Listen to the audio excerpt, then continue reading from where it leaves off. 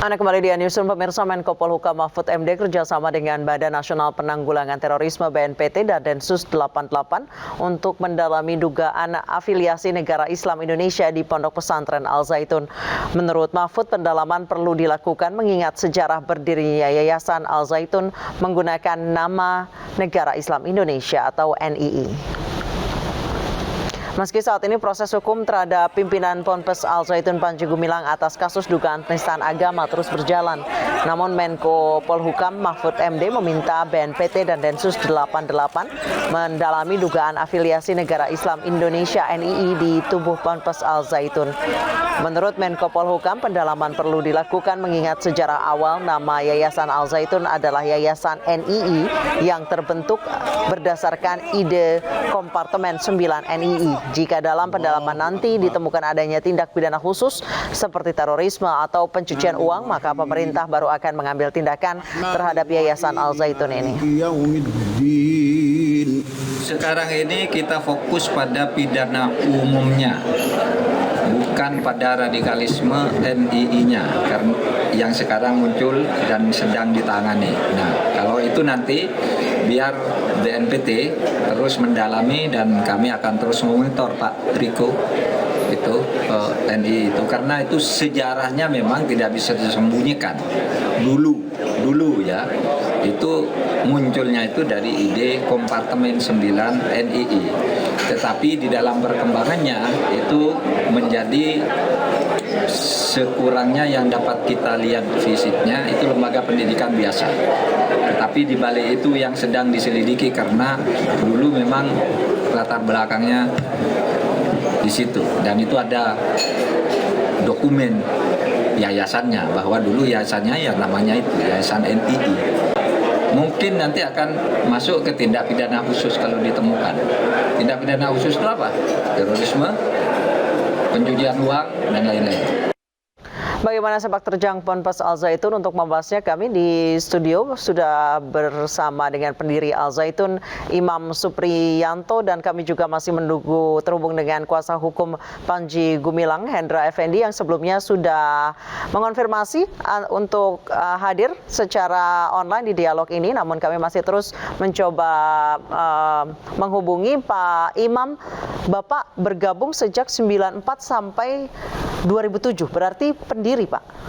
Iya, saya sebagai salah seorang pendiri didirikan sejak 94 yayasan itu, tapi bergabung dengan NII itu sejak tahun 88 gitu.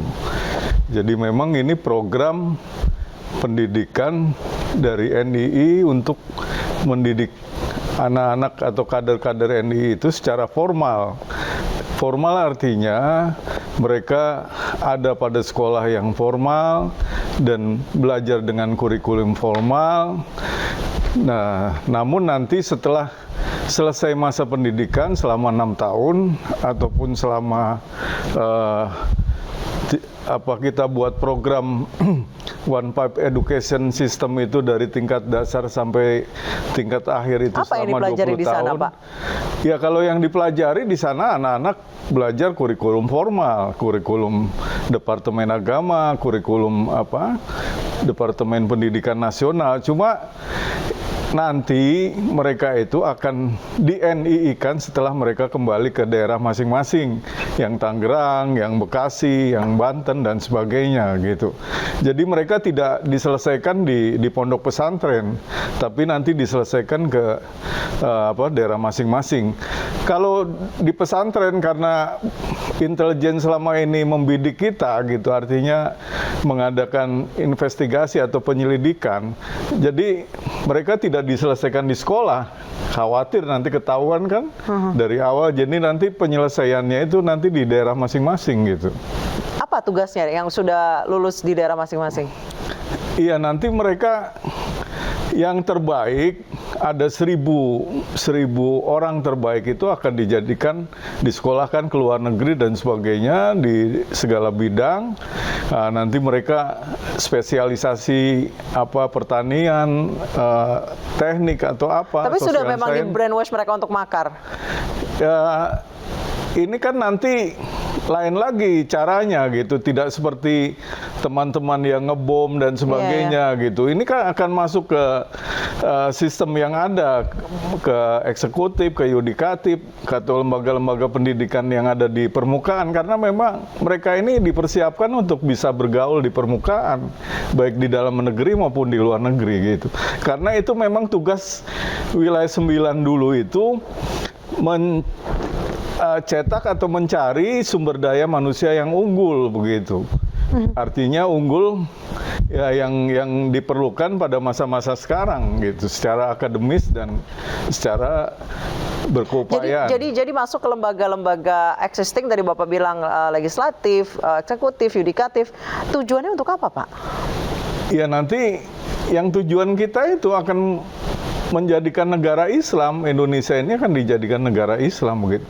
Sekarang Panji Gumilang, kalau dia bukan imam NII atau pemimpin negara Islam, Indonesia sudah ditinggalkan oleh pengikutnya gitu. Pengikutnya masih ikut karena dia pimpinan negara Islam Indonesia gitu. Yang sekarang ini pemegang estafeta ke-6 begitu.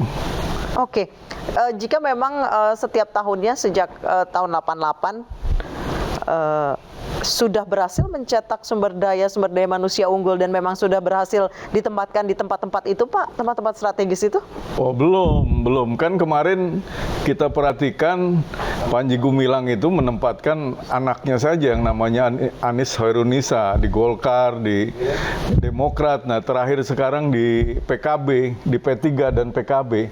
Karena saya lihat terakhir, kenapa saya tidak di sana lagi? Saya lihat Panji Gumilang itu sudah berubah berpikirnya, sudah interest pribadi, interest kelompok, interest orang-orangnya dia aja yang tidak setuju dengan ide-ide dia, paham-paham dia gusur begitu.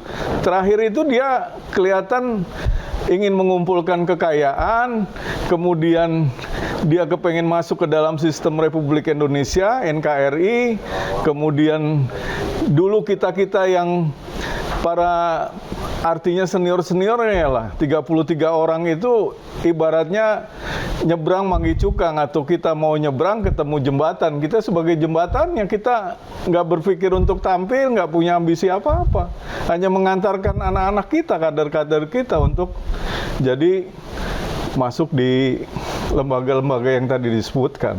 Oke, Pak, ada ratusan rekening dan beberapa di antara atas nama Panji Gumilang, itu uang dari mana, Pak? Ya, ini kan sejak saya bongkar keberadaan organisasi ini 2012 terus berlanjut sampai 2015 dan 2020. Mereka itu strukturnya itu tetap yang namanya imam, kemudian dengan menteri dan sebagainya, yudikatif, eksekutif, dan legislatif. Terus dari tingkat gubernur, tingkat kabupaten, tingkat distrik itu membuat sebuah yayasan. Jadi kantor-kantornya itu berbadan hukum yayasan. Nah, tingkat kecamatan sampai tingkat desa ke bawah itu mencari uang dengan kotak, mencari amal gitu. Satu orang dapat 300.000, nanti pembagian hasilnya 20% untuk pencari dana, 80% untuk yang ke atasnya gitu, dibagi ke atas.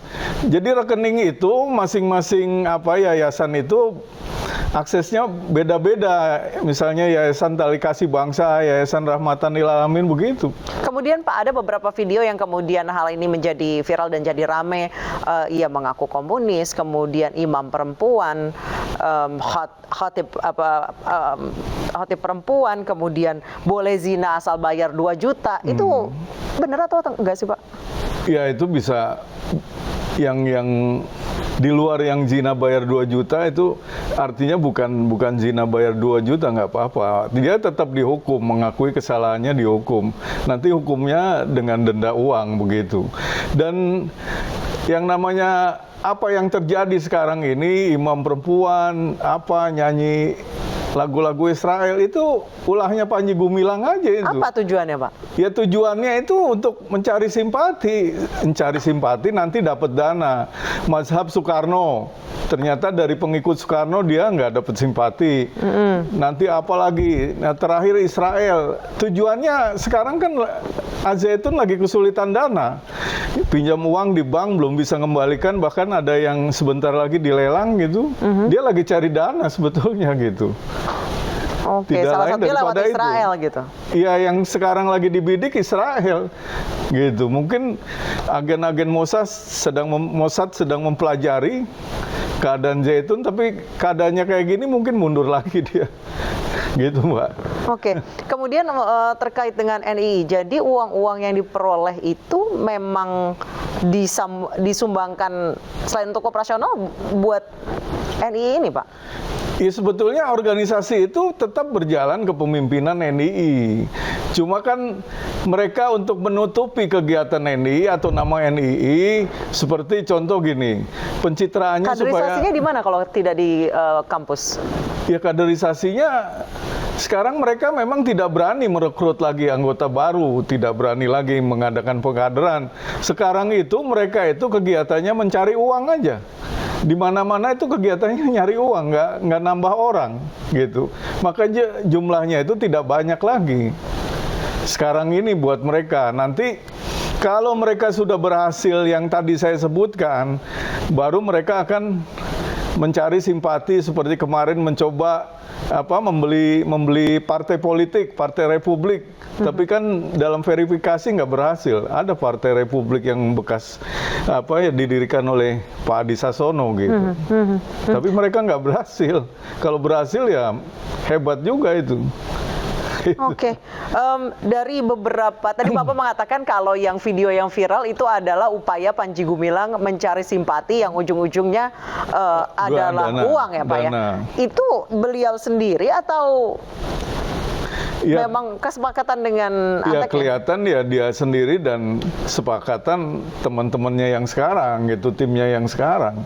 Kalau tim-timnya yang dulu ya nggak akan setuju. Seperti saya sendiri nggak setuju karena itu sudah keluar dari ajaran kita gitu. Nggak benar masa anak-anak suruh jaipongan, suruh apa gitu kan? Suruh jaipongan maksudnya?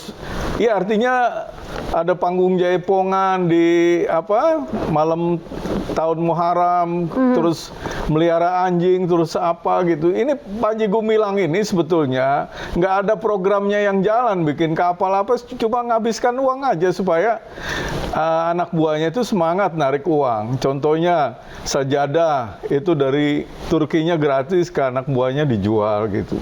Jadi diperes aja tuh anak buahnya itu. Karena udah jatuh miskin akhirnya mau aja gitu. Dikasih 20% gitu, Mbak. Oke, Pak, apa yang membuat Bapak kemudian tidak lagi bergabung sebagai pengurus Al-Zaitun? Ya udah, Panji Gumilang ajarannya nggak benar. Sebetulnya saya bukannya mundur, saya tetap berupaya hukum. Langkah-langkah yang saya lakukan sekarang adalah langkah-langkah perdata. Masih terus saya lakukan gitu. Pidananya pun kalau ada celah ya saya laporkan juga gitu. Nggak selesai lah, belum selesai. Dan kalau dikatakan saya mundur, saya salah satu pendiri, kan dalam undang-undang itu sendiri kan nggak bisa badan pendiri diganti. Yang menggantikan diri sendiri. Apa yang buat konflik itu, Pak? Ya itu yang buat konflik dengan Panji Gumilang sendiri. Pemikirannya sudah nggak bisa saya terima gitu. Baik. Seperti ambisi pribadi, ngumpulkan dana, membuat pengikutnya jadi bodoh gitu, diperas dan sebagainya gitu, Mbak.